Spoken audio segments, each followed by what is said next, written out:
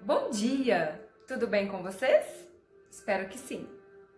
Por onde devo começar, se Vossa Majestade me permite? Perguntou ele. Ele quem? O coelho. Mas qual coelho? Da Alice, no País das Maravilhas. Então o rei, muito gravemente, disse: comece pelo começo. Vai até o fim e daí pare. E neste momento fez-se um silêncio mortal naquela corte. O começo de que trata aqui na história da Alice se refere à descida até a toca do coelho. Descer a toca do coelho representa ir até as nossas raízes. Significa descer as nossas profundezas para que a gente possa ir ao encontro de quem nós realmente somos.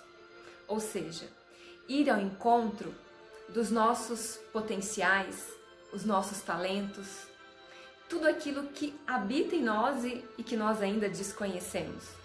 É claro que também descer na toca do coelho significa enfrentar alguns monstros.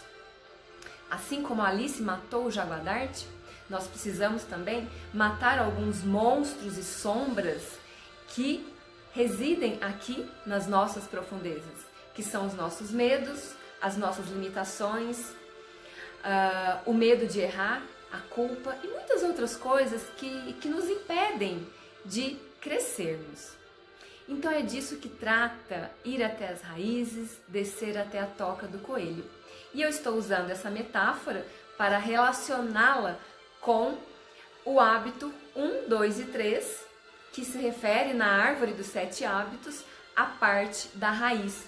Porque é com esses 3 primeiros hábitos que nós vamos formar o nosso caráter e a nossa personalidade.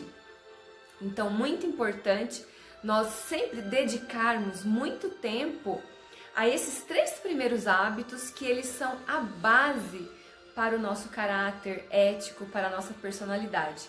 Quem nós somos, para responder a grande pergunta, quem és tu, vai depender da nossa investida, desse nosso autoestudo sobre quem nós realmente somos. Então, trabalhar efetivamente nos 3 primeiros hábitos é muito importante. Pessoal, hoje eu quero falar sobre os começos, o início, a origem e o princípio de cada um dos hábitos. Então, nós vamos começar aqui uma série para falar sobre os princípios dos 7 hábitos, ok?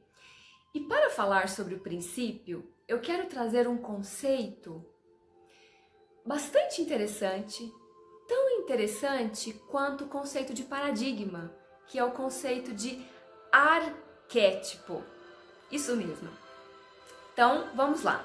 Na etimologia da palavra, arquétipo significa arqué, que significa ponta, início, a origem, e tipos, que significa a impressão, significa um modelo. Lembram lá na aula sobre paradigma? Paradigma, nessa palavra, também carrega esse significado de modelo, de exemplo, de padrão. No entanto, em arquétipo, o modelo, ele significa um modelo perfeito, a forma perfeita.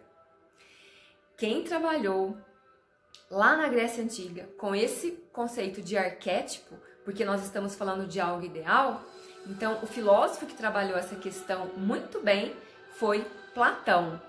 Exatamente, porque o arquétipo, ele é um modelo ideal de alguma coisa.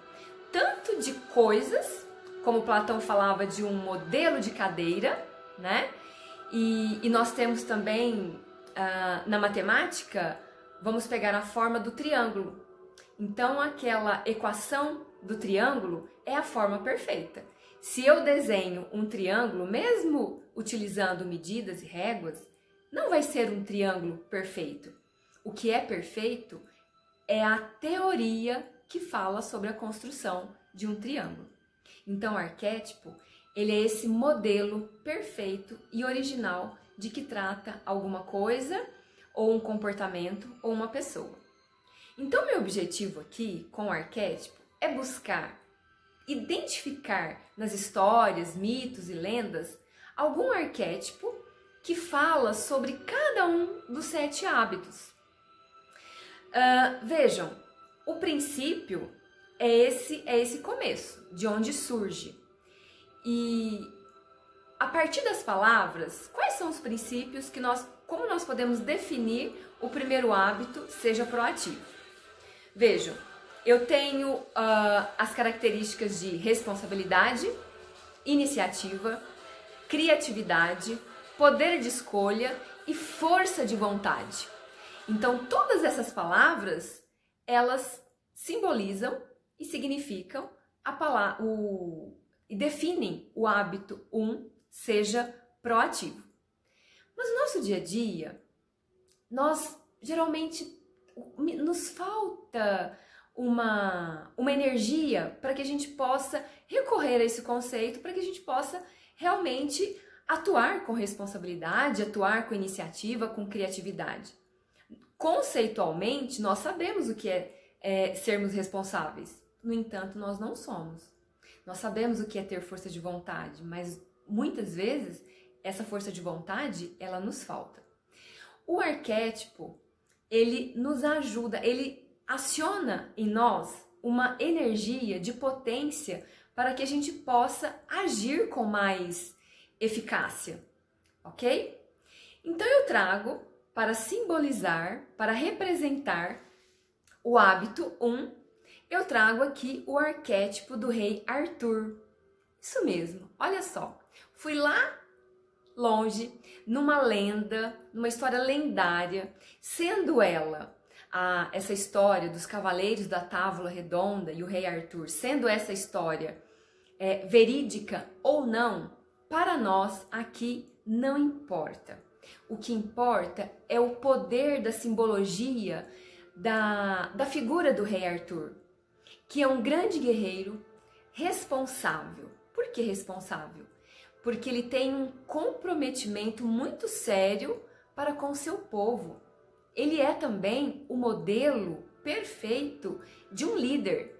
Se uma pessoa quer saber como agir com liderança, nós temos então essa figura do rei Arthur, porque ele está ali para cuidar do seu povo em Camelot. Muitas vezes ele arrisca a sua vida, ele escolhe arriscar a sua vida em benefício do seu povo e também dos seus cavaleiros. Então ele tem esse poder de iniciativa, o poder de escolha em nome da honra, em nome da sua palavra. Aconteça o que acontecer, o grande guerreiro, ele luta em nome da sua palavra, do seu povo e da sua honra. Então, o rei Arthur, eu acredito que ele simboliza e representa muito fortemente o hábito 1, seja proativo, ok? Para o hábito 2, quais são os princípios do hábito 2? Visão, comprometimento e propósito. E juntamente para simbolizar o hábito 2 e o 3, o hábito 3 que simboliza o quê? Foco, integridade e também priorização, eu escolhi a figura, o arquétipo do Sherlock Holmes. Isso mesmo, Sherlock. O Sherlock, ele tem muito a nos ensinar sobre o hábito 2 e 3. Mas vejam, muitos questionam sobre a existência de Sherlock. E na verdade, o Holmes, esse detetive impecável, ele é uma figura fictícia. Mas o seu autor, Sir Arthur Conan Doyle, ele buscou em alguns amigos, algumas pessoas lá da sua época, que tinham as características perfeitas para que ele pudesse construir ali o seu personagem, o seu detetive. Então, o Conan Doyle, ele fez exatamente o que eu estou fazendo aqui com vocês. Estou buscando um modelo perfeito, as características perfeitas de algumas pessoas, para que a gente possa compreender esses hábitos, ok? O Sherlock, ele tem muito a nos ensinar porque ele tem um poder de foco muito grande.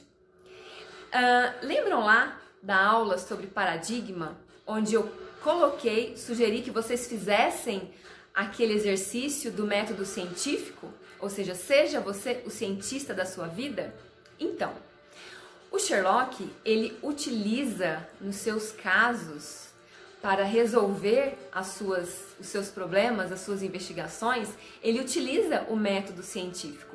E ele dedica um tempo muito grande no primeiro passo, que é o da observação.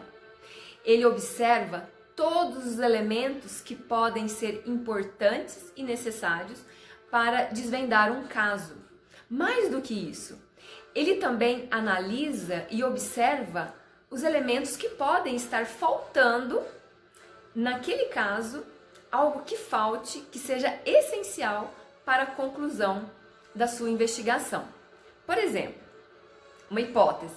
Suponhamos que você está fazendo um bolo. Você observa ali na sua bancada, na sua cozinha, que todos os ingredientes estão ali. Você faz o bolo totalmente distraída, quando de repente você leva o bolo ao forno sem ter colocado um elemento essencial, o fermento. É isso. Você viu, mas não observou. É exatamente isso que o Sherlock fala para o seu companheiro, o Watson. Ele diz: Watson, você vê, mas não observa. E há uma diferença muito grande entre ver e observar. Na observação, o Sherlock, ele consegue criar uma tela mental onde ele capta, vê e percebe todos os elementos que podem estar presentes ali no caso da sua investigação. E para que ele consiga focar bem nessa tela mental, ele elimina do seu campo todos os elementos dispersivos. Exatamente isso. Ele retira tudo aquilo que pode tirar a sua concentração e a sua atenção. Conta-se que Sherlock, ele não come até desvendar um caso. Conta-se também que ele não é muito dado às paqueras. Ele diz que comer e as mulheres são coisas que o faz perder tempo e que o dispersa demais. Então ele prefere não dar atenção a esse tipo de coisa. Mas vejam, esse é o propósito e é a prioridade que ele está dando aí no seu trabalho, nas suas investigações. Uma coisa bastante interessante também, para a gente relacionar o Sherlock com os 7 hábitos, é que o Sherlock, ele também é dado a afinar o instrumento. Isso, sempre depois que ele desvenda um caso, ele não vai para as redes sociais. Então, assim, até na história nem tem isso, mas ele não iria para as redes sociais. O que o Sherlock faz? Ele vai lá tocar violino. Porque a música, a arte consegue elevar a sua consciência. Ele também é dado à meditação. Ele precisa meditar, treinar o seu poder de foco. Ele só consegue realizar essa tela mental porque ele treina a meditação. Eu já comentei com vocês algumas vezes que nós vivemos numa era de dispersão porque nós treinamos a dispersão constantemente. Então vejam, se nós invejamos uma pessoa que está tendo sucesso, que está conseguindo tirar as melhores notas, que consegue se sobressair em alguma matéria que você não é tão bom, comece a treinar, comece a focar e a priorizar. Vejam, quando nós insistimos em alguma coisa, no final nós teremos um resultado, né?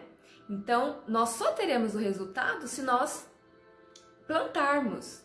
Ou seja, se nós plantarmos tomate, nós vamos colher tomate. Nós não podemos plantar tomate querendo colher morangos, entendem? Então esse é o poder do foco, da priorização, dar constância àquilo que nós estamos fazendo, ok? Então nós ficamos hoje aqui com esses dois personagens fictícios, lendários, para representar o hábito 1, 2 e 3. Esses hábitos que falam sobre a importância dessa vitória pessoal. E eu quero terminar esse vídeo com mais uma historinha, que é uma história de um índio nativo norte-americano, onde esse índio, já idoso, está lá com seu neto na beira de um lago.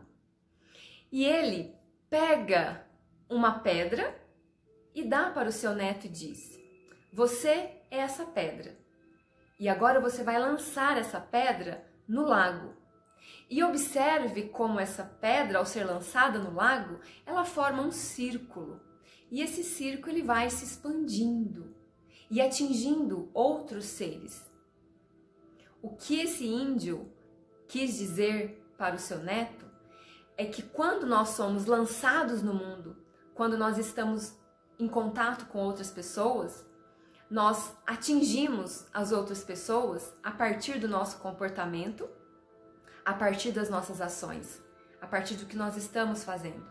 Então, por isso, é tão importante nós fundarmos, nós descermos até a toca do coelho e trabalharmos as nossas questões, a nossa vitória pessoal.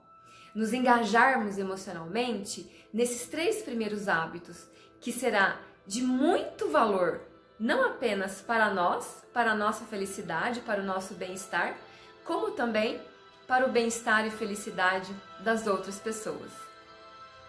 Fiquem com meu beijo e até a próxima!